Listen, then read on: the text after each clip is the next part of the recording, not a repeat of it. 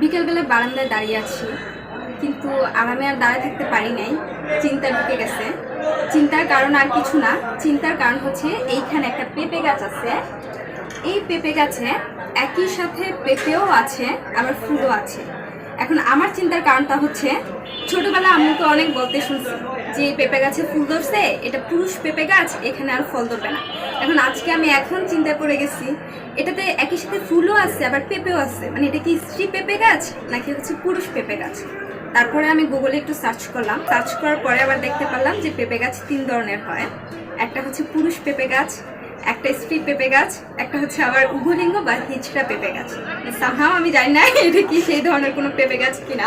আবার অনেক জায়গায় গুগল আমাকে এটা রিসার্চে দেখাইছে যে পুরুষ গাছেও ফুল হতে দেখা যায় বা স্ত্রী গাছেও হচ্ছে ফুল হতে দেখা যায়।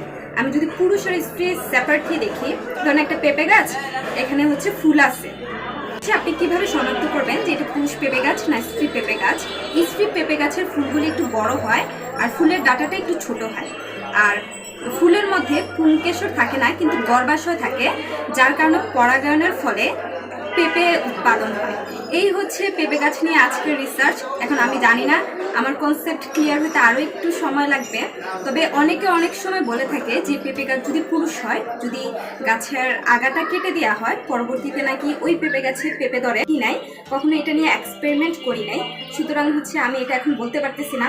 আপনারা হয়তো অনেকে জানেন, আপনারা যারা জানেন তারা আমাদেরকে জানাতে পারেন আসলে আমার কনসেপ্ট ঠিক আছে কিনা। এতক্ষণ আমার সাথে থাকার জন্য আপনাকে অসংখ্য ধন্যবাদ।